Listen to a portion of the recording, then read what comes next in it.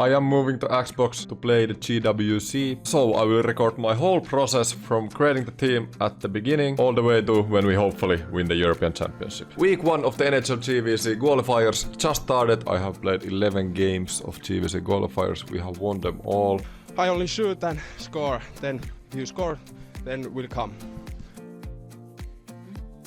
Yo, what's up guys, ENCEKI here. Welcome to Road to Gaming World Championships episode 9. It is Monday, the GWC Week 1 qualifiers just ended and Hood Champions also has ended. So just a little recap of what happened in GWC and in Hood Champions, and then we will look at what we will do with our lineup. I will go through this very quickly. I will have a separate video on the GWC and Hood Champions. So the Week 1 qualifier for Europe. We were ranked 5 on Xbox and I was not happy at all with how I played, especially Saturday morning, where I lost both of my games in a row. More on that later, but as you know, there's 4 brackets to qualify for the European top 8, European regionals. My goal was to get the top 4 seed, so I would have my own bracket for the next playing stage, so knockout stage. But rank 5 is pretty much the same thing. If you didn't know, basically these are the top guys on Xbox Europe who qualified week 1. So seed 1 and seed 8 will be in the same bracket, seed 2 and seed 7 will be in the same bracket, etc. So I will play Mikke HT probably in the final round of the play to qualify for the European regionals if neither of us would lose before that. So I have played Mikke 2 times after going to Xbox and I've done really good against him, so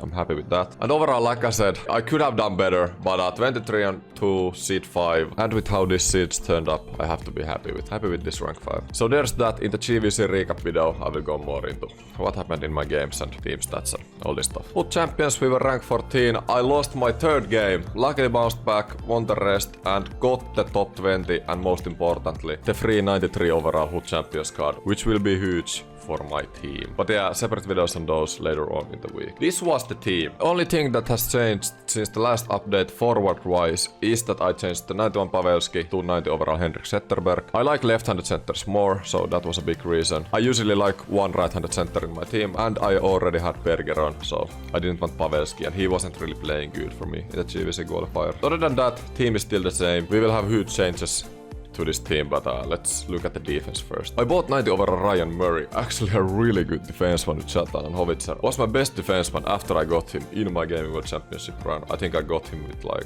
10 games left or something. Ekblad still here. I bought Hamilton as well. Both Hamilton and Murray costed about 100,000, so not too bad with these stats and how good they actually are. Was really good to get them. Really huge upgrade to my defense. In the last video, I had the 90 overall Oliver Ekman Larsson. Didn't really like him, so sold him. Was a bit too slow actually, even though his stats said otherwise. 3rd deeper still McDonough Spurgeon. We had 83 overall Bin Bishop in net. Workhorse Thief, Hovitzer, Shutdown, Spark and Speedster are active. But boys, the knockout games of the NHL GWC is played May 7th. So we have so much time to improve our team by getting all kinds of reward packs in Hood Champions, Squad Battles, Rivals, anything. Now we get the GWC packs as well, so that's huge. Of course I want the best team possible. This team is alright, but I'm still giving an advantage to like 80-90% of players who play the GWC, so of course I'm trying to get this better. I will sell almost every one of my tradable players right now for the maximum amount of coins, and then pretty much 1 week before the GWC qualifiers I will build my final Gaming World Championships team with all the money that I get, because these players' prices drop all the time, so I get more money of these players if I sell him now and use like untradable players instead, and then I can buy players who are better at the start of May with the same price that I sell these guys. So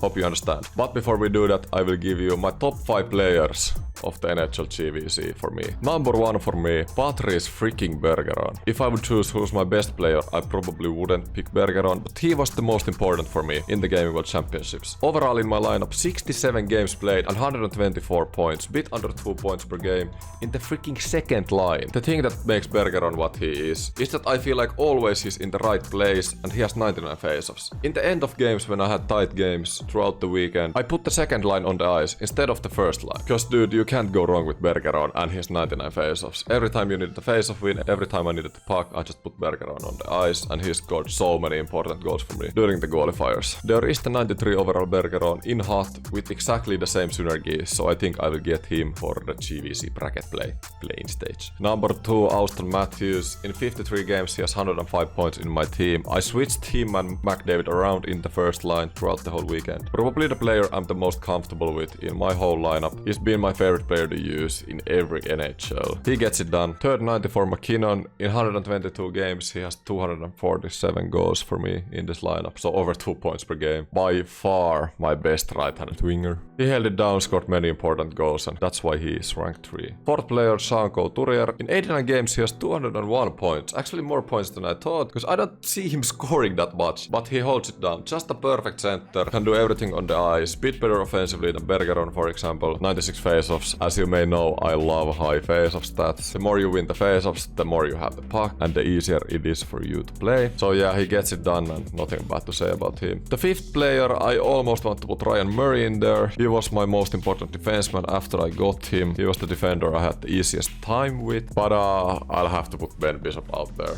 Not the greatest stat, 74 save percentage, but there wasn't a single moment in the entire weekend's run I had a problem with Bishop. He was great, he saved the shots that he had to, and maybe sometimes a bit more. Of course, like any goalie, sometimes there's some weird goals that go in, but overall, I'm very happy with Bishop. I'm not sure if I run him in my GWC playing team, but Bishop has a good chance to be in there. Let's start selling these players. I'll be right back. So these are the players I decided to keep in the lineup. All the untradeable guys, of course. Taylor Hall 90 overall, really amazing player. In 60 games he has 44 goals for me. Amazing stats, and this looks like a player I could have in the bottom lines of my playing team. So yeah. And also he only costs 100k, and I think he's worth way more than that, so I'll keep him in there. Larkin and Voracek also very cheap players, so I just rather have them in my lineup. Defensive wise, Murray, like I said, I really loved Murray, so I want him in my team for this next month to help me out with HUT Champions and competitive seasons also, new addition to HUT, to help me get the best possible rewards. And the same thing for him as Hall, he's only worth about 100,000, I think he's worth more than that.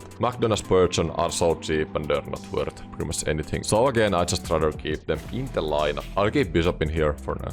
And to end this video off, I will give you my opinions of the new HUT items, the Shades of Summer event, and then the HUT Champions Club event. Shades of HUT Summer, I don't like how they hyped up this whole event with all the question mark banners throughout the week, because I don't think really this is that special. 97 Kaprizov and 97 Miller are nice cards, but the earliest you can get them is in 7 weeks. I personally don't care about that at all. My GWC run is already over. So yeah, HUT Champions Club, I actually like this. I went through all the players. There was not a single player I really felt like I have to have in my lineup. Not the best cards, but the huge thing is competitive season start April 14th with exclusive player rewards. So I think this will be similar to HUT Champions, that if you finish rank something, you get these players, probably as untradables. So I don't know if these guys are the actual reward players, but if they are, of course, I'll happily take some 95 overalls in my lineup. Especially Puljujärvi, I only shoot and score, and when I score,